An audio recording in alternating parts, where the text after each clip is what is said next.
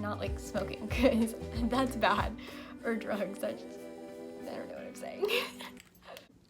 Hey guys, what's up? My name is Taylor Steele, for those of you who don't know me or forgot, because I know it's been a minute. But anyway, I'm 17 years old and I actually just graduated from high school.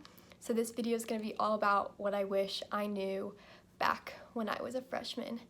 So again, just thanks for sticking around, because I know it's been a little bit since I posted my last video, so hopefully I'll get this started consistently once I get everything together. Don't worry, I will, because I'm a 3, so it's gonna happen. Alright, so I have my notebook in front of me, so I have a good idea of what I'm gonna say, so let's jump into point number 1. What you've done or gone through doesn't discount the plan that God has for your life, and I think that's such a big one, because we can look at our lives and be like, okay, we messed up here, and we've gone through this, therefore that discounts me from many plans that God has. And that's just such a lie from the enemy, because if God calls you to do something, he's going to equip you with everything you need to do it. He's not going to just call you to do something and leave you in the dust. That's not the God we serve. And again, like, when we have God on our side, there's literally nothing we can't do. It's incredible to think about.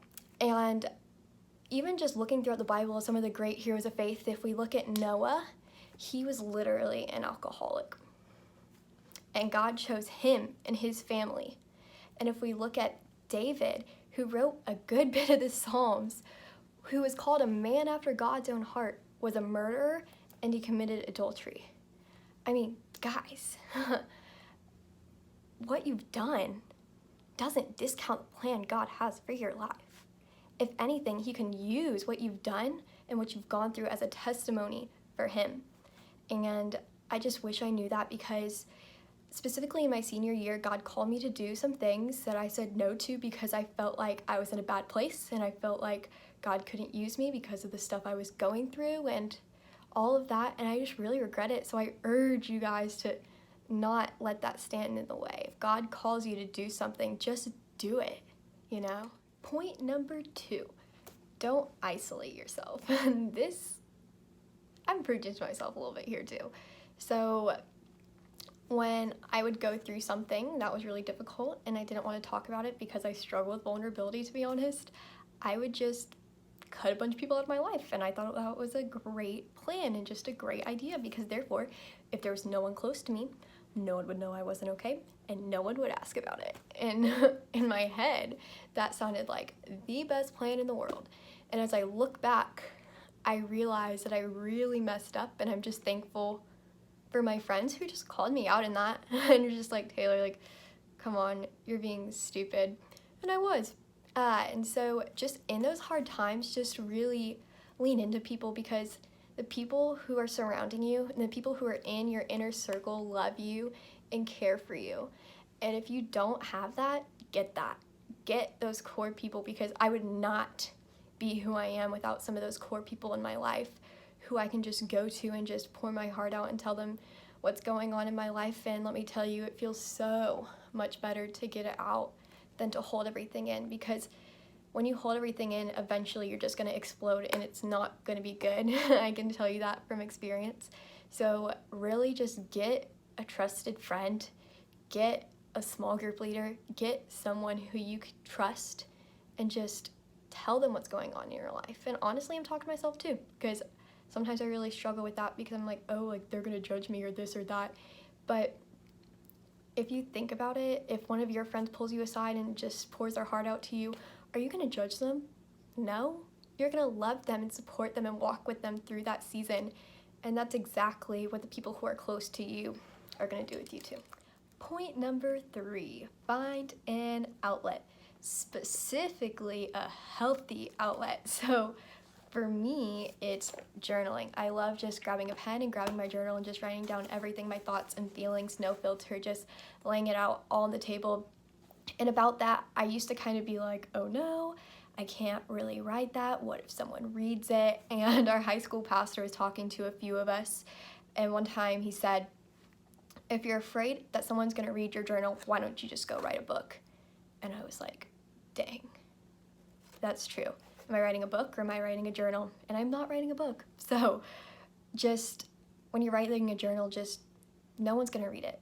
Just get all your feelings, all your thoughts out there. It feels so good just to lay it all out. And then you can go and look back on it and be like, dang, I really need to work on that. So that's really cool and helpful, but also frustrating at times. Also, if journaling isn't your thing, that's cool.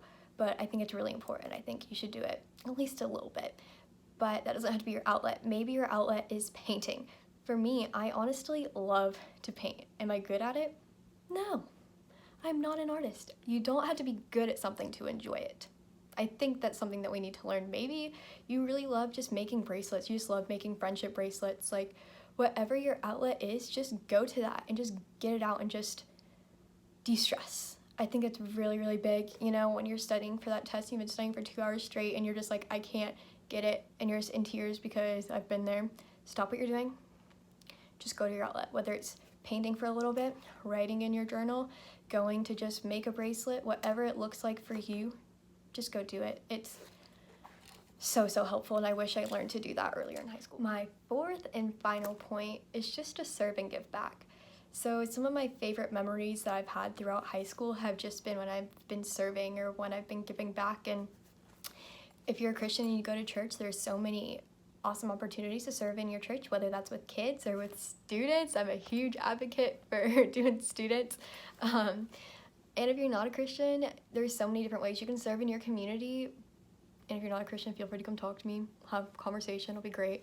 But, you know, whether just that's going and just packing sandwiches and going and giving them to the homeless, whether it's serving your family, that's such a huge thing that's so overlooked, serving your family and just really giving back, because we have been given so much.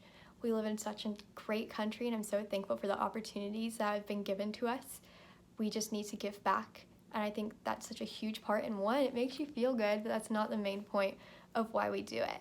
But I think it can really, really help just so many things in our lives, and it brings everything back to perspective of why we do what we do. Thank you so much for watching this video. Please like this video, subscribe to my channel, share this video with your friends, and please leave a comment down below of what you want to see in the future, or if you have any questions for me, I would love to see those. And I'm super excited because this is definitely going to become a regular thing in the future. All right, thanks so much, guys. Have a good one.